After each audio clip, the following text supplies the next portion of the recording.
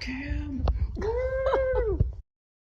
So what do we do when we are encountering an ion? We're always going to be talking in this section about monatomic ions.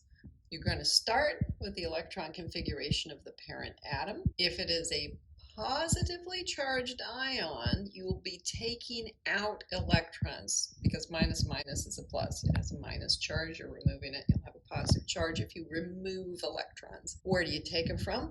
Well, from the highest principal quantum number suborbital, whether that's an S or a P or a D, well, it's probably an S or a P, but anyway. If it's a negatively charged ion, you're going to have to add an electron or more to one of the partially filled outer shell orbitals. So here we have two examples here. We have one where we are starting with a sodium and we are subtracting an electron in order to create the new configuration. And over here we have a fluorine, which it's easy to add an electron to and make a negative ion. If you're adding an electron to the original description, you'll just add it on there, which as it turns out ends up with this description. So what does that mean when we're all done with it?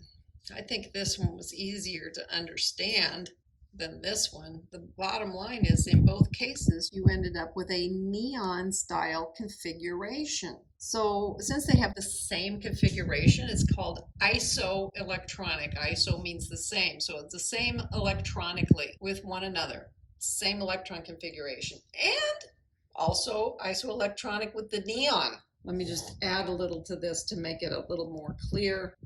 Like I said, I think the fluorine was easier to understand. You had the fluorine, you're going to say, oh, if I add an electron to that, I will end up with a fluorine ion. The fluorine originally had a helium core and then 2s2 and 2p5, but I get to add one more electron to it. So that means that when I'm done, I have helium core 2s2, 2p6, and then we realize, well, that's all full, which means that it's the same as the core of a neon. So in this case, fluorine with an extra electron on it, a fluoride ion, is represented as having the same configuration as the neon. And the other one was sodium. With the sodium, I'm trying to make it into a positive ion, and the way that I do that is to, let's see, this is the thing about chemistry, we never write that we're taking it away. We don't write it that way. Instead, we say that if I took sodium, I could separate it into a sodium with a positive charge and an electron. So when I write the sodium as being a neon core plus one more electron, and then I say I'm going to separate it out, then I'm going to do the same thing to this as I did here. So I'm going to take away an electron. That gives you the neon core and the electron. So this part and this part are saying the same thing. In both cases, then, we end up with sodium positive is the same configuration as a neon. Isoelectronic. Little bit of practice here. We want to do electron configurations of various ions. All right? And then after we've done them, we're going to check and see which ones are isoelectronic with neon. We've got 4 of them to do. Let's look at magnesium as a +2 ion. Well, magnesium right here at number 12, and it says we are going to make it into a +2 ion. So if I think about what magnesium used to look like, magnesium was neon, and then it had 3s2. But I am removing 2 electrons, right? So these 2 gone, which means bam, there is the electron configuration. Wow, okay, I already know this one is isoelectronic with neon because I just did it. All right, what's the next one? We have a chloride ion. Chlorine is an ion, chloride, okay? So what does chlorine normally look like? Go to the periodic table. Here's the chlorine. And it would have a neon core, and then I would have to add the 2s, the 3s, and the 3p, 5 of those. Okay, so originally it's a neon core, 3s2, 3p5, but I added one more electron, right? So this is going to become a 6. Well, 3s2 and 3p6, that means I have graduated all the way up to the next noble gas, which is argon. So this is not isoelectronic with neon. It is isoelectronic with argon, but not neon. Next is calcium as a 2+. Here's calcium. Go backwards to the last noble gas, and it's argon. So it's an argon core and 4s2. So this starts as an argon core and 4s2. But look, this says I'm taking away 2 electrons. Well, guess which 2? These guys, boom, they're gone. So this becomes an argon core only. So again, not isoelectronic with neon. And lastly, we had oxygen. It's a -2 ion. So we'll go up here and look at the periodic table to look at oxygen. It has a helium core, 2s2, and there are 4 electrons in the 2p area. So a helium core, 2s2, 2p4. But hey, look, I need 2 more electrons. So I get to add 2 to this, which means it's now a 6. And that I recognize as being neon. So this one is isoelectronic with neon. I just want to show you another way of looking at it, because a lot of times working from that electron configuration at first is extremely confusing. So another way of looking at it is to say that, hey, 2 of the ones that I was working with, magnesium and calcium, were from group number 2 in the periodic table. Okay, so that's back over here in the periodic table.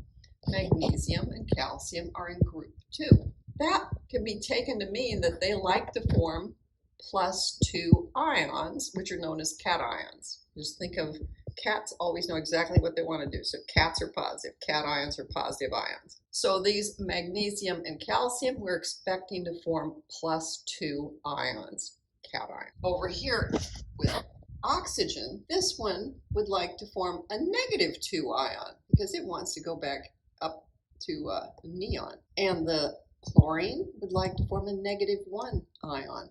Those are called anions. So you can think of Anne being a very negative girl. Anion. So we could use the method of putting them in a table and say that the original element was oxygen and its atomic number was 8, and that it forms a -2 ion.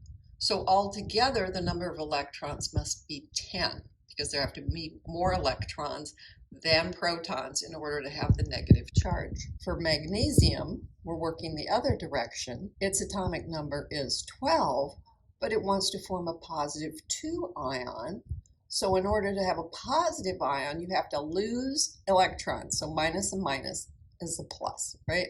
+2. So I'm losing electrons. There were 12, but now there are only 10. Chlorine, we said it was going to form a -1 ion. We look up its atomic number, it's 17. It's like, okay, started with 17 protons and 17 electrons, but it needs to have a negative charge, so I need another electron, which means I'm going to have a total of 18 electrons.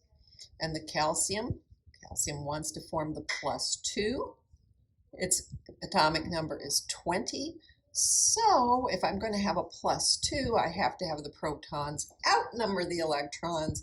So that means if there are 20 protons, there are only going to be 18 electrons. So I sort of did that in a multitude of ways.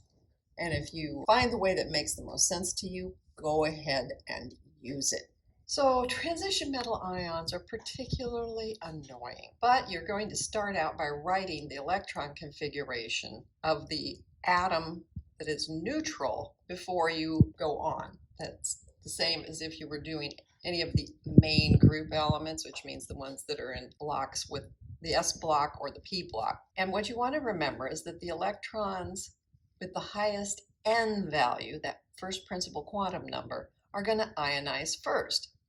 So this gets into what I mentioned already about these things acting differently on the way out than on the way in. We might have expected that if we're going to lose an electron, it would be the 3D electron that we just put in. But that would not be right. Instead, it's the 4s electrons that are lost first. And I explained that that's because we now have more protons, so taking things away doesn't exactly match up with the Aufbau principle about how we built them up, because we already have the proton and now we're taking an electron away, as opposed to adding both at the same time on the way in. Now, what I like to say is that it is like getting milk at the grocery store. The people at the grocery store are in the back of the milk section and they add the cartons of milk from the back. And then there's a certain number of cartons of milk on the shelf. When you open the door, you're at the front of it and you take your carton of milk from the front. You don't take the one that they just added. Instead, you're taking the one that is closest to you. So this is the same idea. That might make it a little more palatable as to why that happens. And I have a star. The copper starts out with an argon core and has 3d10 and 4s1. We already talked about how that's different than what we would have expected from the periodic table. We would have expected there to be 9 in D and 2 in S, but no, that's not the way it works. So as it turns out, as with many of the transition metals, there are multiple ions that you can form. The first one would be a copper that's just a +1. If I think about it, then I'm going to say, well, it's still got the argon core. Those aren't going to be messed with. I've been told I should go with the higher value of N. That's 3, this is 4, so this is the one that I am going to get rid of. It'll just be 3d10. And this would be called the copper 1 as an ion. Now, copper also likes to form a +2. So that would be your argon core. We are already going to take away the 4s1, right? So we'll have to take one away from the D's now. So it will be 3d9. And this gets back to kind of what we were expecting it to be until we found out about the fact that it is an exception and likes to fill the D orbital all the way. And this would be copper 2.